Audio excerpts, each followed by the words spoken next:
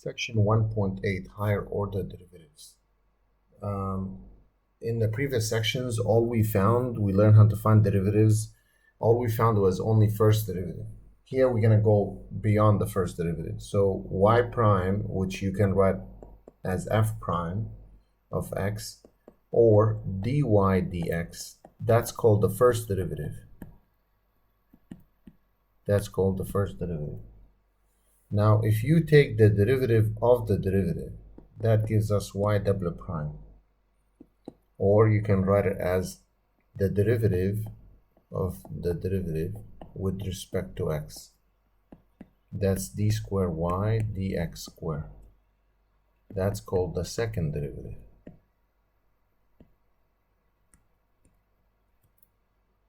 Second derivative.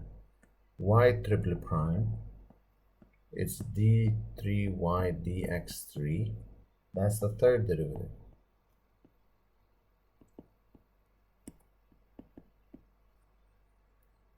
Y to the fourth, like so.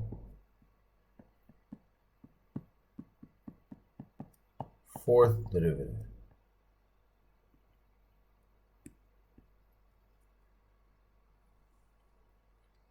And so on and so forth. If we are asked to find d4y dx4 for the function y equals x to the 7 minus 8x squared plus 11. So we need the fourth derivative. The first derivative is 7x to the 6 minus 16x plus 0. The second derivative, you multiply 6 by 7, 42, x to the 5th minus 16. The third derivative is 210, x to the 4th minus 0. And the fourth derivative is 840, x to the 3rd.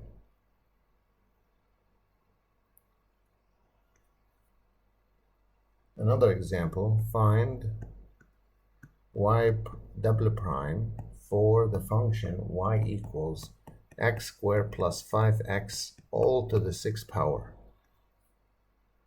To do so, y prime, bring the 6 down, x squared plus 5x.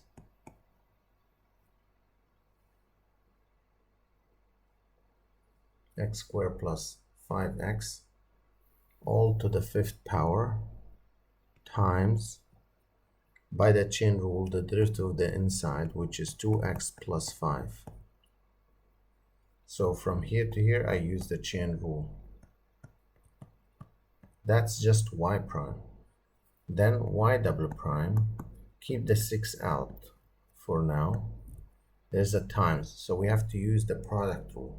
The product rule says you find the derivative of the first one, which is 5x squared plus 5x to the 4th power times the derivative of the inside, 2x plus 5.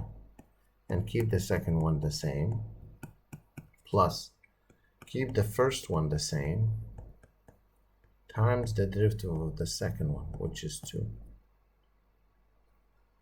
So what I did here, I used the product rule and the chain rule at the same time. And the only thing you can do next is multiply the 5 by 6 is 30, x squared plus 5x to the 4th power, and these together combine into 2x plus 5 squared, plus keep the 2 as is, x squared plus 5x to the 5th. You may leave it like that or factor out stuff. Another example, find d square y dx square for the function y equals 3x to the 4/3 minus the square root of x plus 1. Before we find the derivative, we may rewrite the square root of x as x to the 1/2 plus 1. Then y prime, which is the first derivative, dy dx. Keep the 3 as is. Bring the 4/3 down. X subtract 1 from the exponent minus 1/2. Subtract 1 from the exponent plus 0. Y prime is 4x to the 1/3 minus 1/2 x to the negative 1/2. Keep the negative 1/2 as is for now. Then y double prime would be, bring the 1/3 down, subtract 1 from the exponent, plus 1/4, subtract 1 from the exponent. So what is y prime? It's 4/3, bring the x to the negative 2/3 down, and bring x to the 3/2 down. And you may leave it like this.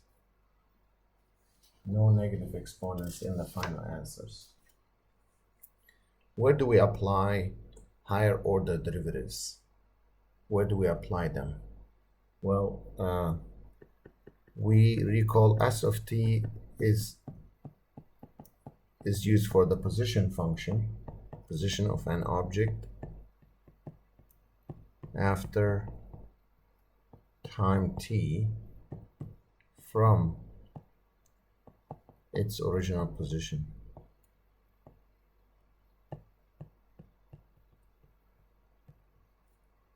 V of t is the velocity of an object.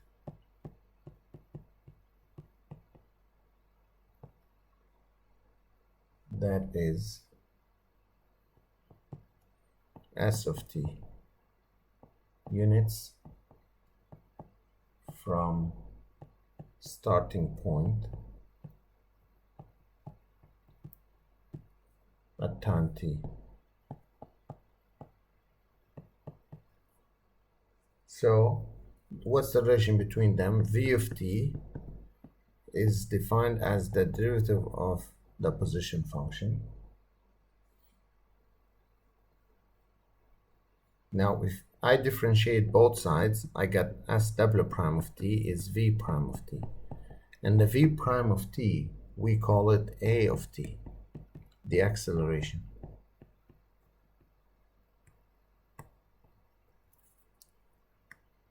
Acceleration. That's the acceleration function.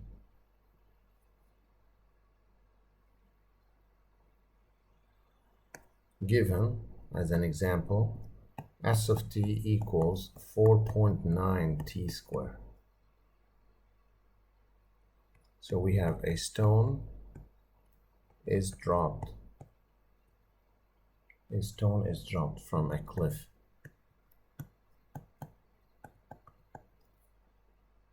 How far the stone has to travel or has traveled 4 seconds after being dropped.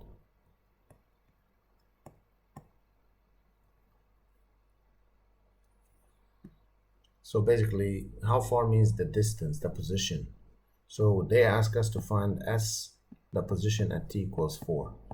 4.9 times 4 square. That would be 4.9 times 4 square is 16. And if we multiply that out, that gives us 78.4. And the unit measure is meters, so it should be given as meters. Part B, how fast is it traveling 4 seconds after being dropped?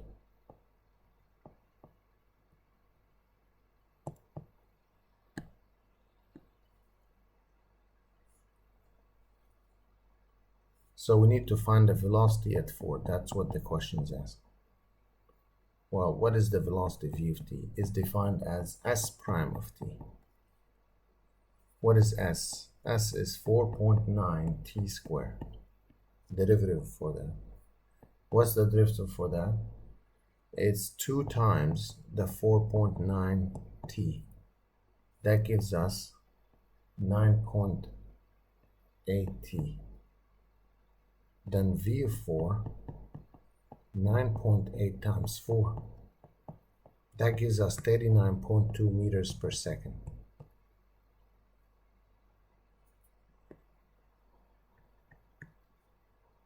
find the acceleration as part C after 4 seconds.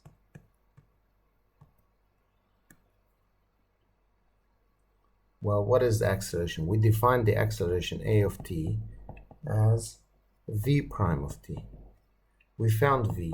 V was 9.8 t. Derivative for that is 9.8.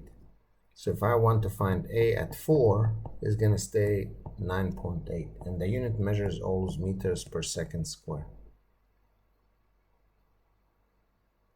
So in summary, we can always find higher derivatives. You can find the second derivative by differentiating the first one, and the third by differentiating the second, and so on and so forth. And as application to that, we saw the relation between position, velocity, and acceleration functions.